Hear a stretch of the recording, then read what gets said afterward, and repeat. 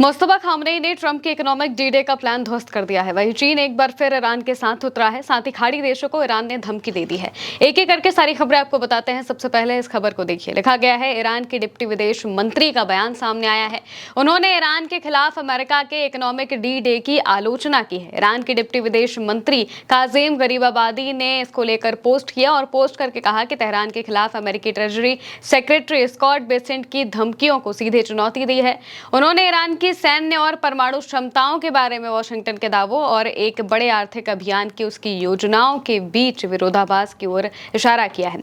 उन्होंने पोस्ट करते हुए लिखा, मिस्टर बेसेंट, आपकी बात का कोई मेल नहीं बैठता। आप कहते हैं कि ईरान की सैन्य क्षमताएं खत्म कर दी गई हैं, उसकी 100% सैन्य फैक्ट्रियां तबाह हो गई हैं और उसका परमाणु कार्यक्रम दफन कर दिया गया है। फिर भी उसी ईरान के खिलाफ इतिहास का सबसे बड़ा आर्थिक हमला और सभी अमेरिकी संस्थानों और अधिकारियों को जुटाना जरूरी हो गया है। क्या ये जीत है या अमेरिका की हार को मानना है?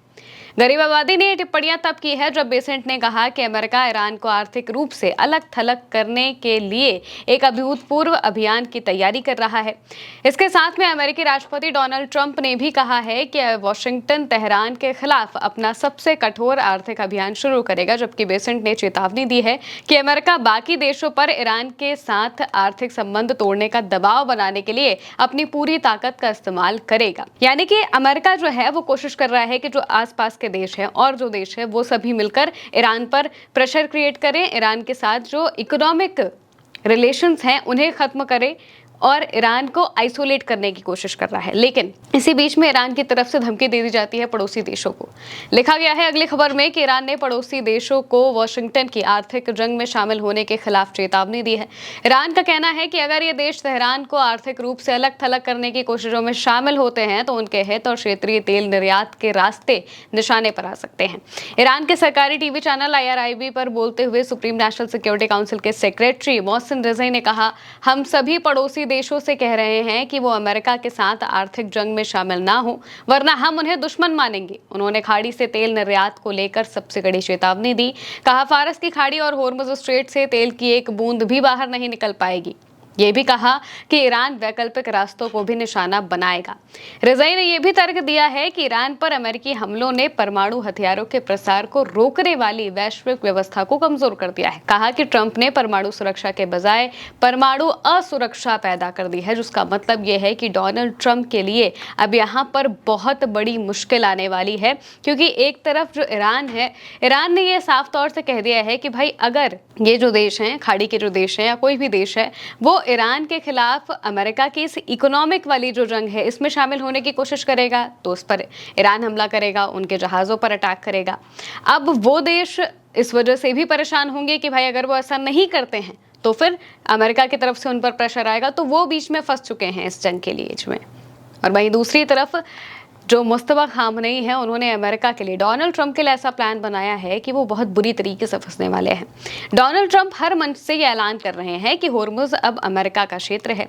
अमेरिका में इन दावों के सेंटर में उस डर को मिटाने की कोशिश है जो ईरान जंग से उपजा हुआ है। डर है मागा वोटर्स के छिटकने का, यानी कि मेक अमेरिका ग्रेट अगेन वाले वोटर्स। डर अमेरिकी सत्ता पर पकड़ कमजोर होने का भी है और डर नवंबर में होने वाले मिड टर्म चुनाव में हार का भी है जो डोनाल्ड ट्रंप को है। यही वजह है कि अमेरिकी राष्ट्रपति एक ऐसा भ्रम पैदा करने की कोशिश कर रहे हैं जिसके जरिए वो अपने समर्थकों को यकीन दिला सके कि होर्मुज ईरान जंग की ट्रॉफी है। लेकिन अब मुस्तफा ने होर्मुज में ऐसा भंवर तैयार कर दिया है जिसमें फंसकर न सिर्फ ट्रंप को ईरान के फ्रंट पर फाइनल शिकस्त झेलनी पड़ेगी, बल्कि मिड टर्म चुनाव में उनकी पार्टी को बड़ा नुकसान भी उठाना पड़ सकता है। दावा है कि मुस्तफा नवंबर 2026 तक संघर्ष जारी रखना चाहते हैं ताकि डोनाल्ड ट्रंप को आर्थिक फ्रंट पर फंसाया जा सके। इस दौरान उनकी कोशिश होर्मुज के वैकल्पिक रास्तों को ब्लॉक करना होगी ताकि खाड़ी से तेल की सप्लाई जीरो पर आ जाए। अगर ईरान इसमें कामयाब हुआ तो अमेरिका सहित दुनिया भर में तेल के दाम रिकॉर्ड तोड़ देंगे। कच्चे तेल की सप्लाई बंद हुई तो पेट्रोल की कीमतें बढ़ेंगी, तेल की कीमतें बढ़ी तो महंगाई दर आसमान छूने लगेगी, जिससे वोटर्स ट्रंप और रिपब्लिकन नेताओं के खिलाफ हो जाएंगे और मिड टर्म चुनाव में रिपब्लिकन पार्टी की जीत की उम्मीदें सबसे निचले पायदान पर होंगी। यानी कि यहाँ पर अमेरिका में डोनाल्ड ट्रंप की ये जो राजनीति है इसे खत्म करने का प्लान मुस्तफा खामनेई ने बना लिया है। उन्होंने साफ तौर से ये प्लान कर लिया है कि किस तरीके से अब डोनाल्ड ट्रंप की पॉलिटिक्स पर चोट किया जाए।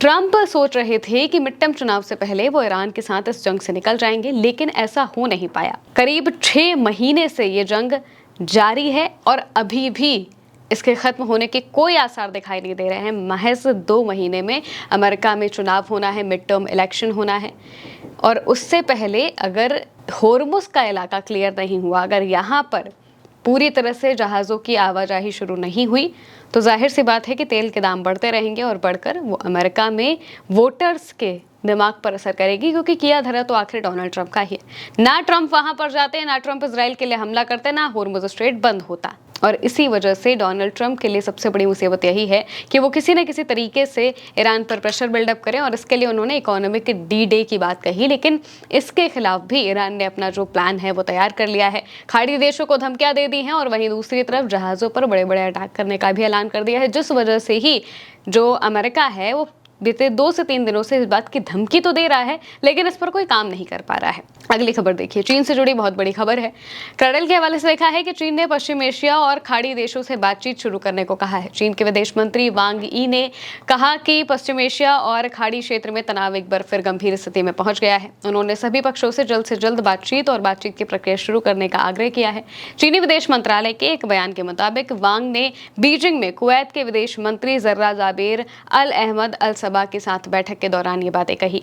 वांग ने कहा कि बार बार होने वाले संघर्ष का पुराना सिलसिला नहीं दोहराया जाना चाहिए और इस बात पर जोर दिया कि तनाव कम करना तत्काल प्राथमिकता होनी चाहिए। उन्होंने कहा कि चीन कुवैत के साथ सहयोग बढ़ाने और पूरे क्षेत्र में शांति और स्थिरता बहाल करने की दिशा में काम जारी रखने के लिए तैयार है। यानी कि चीन यहाँ पर ईरान की मदद करने के लिए तैयार है। कुवैत के साथ मिलकर आगे का जो काम है, यानी कि जो मीडिएटर वाला जो काम है, इसमें चीन पढ़ने की बात कह रहा है। लेकिन इससे पहले जो अमेरिका है और ईरान है, उनके बीच में कोई बातचीत तो बननी चाहिए। बातचीत बन नहीं रही है और वहीं दूसरी तरफ चीन कोशिश कर रहा है कि किसी तरीके से बातचीत बने ताकि इस इलाके में थोड़ी शांति आए और जो ट्रेड है वो वापस से शुरू हो सके। फिलहाल के लिए मेरे यानी महिमा के साथ इस खबर में इतना ही। आप देखते रहिए उल्टा चश्मा यूसी।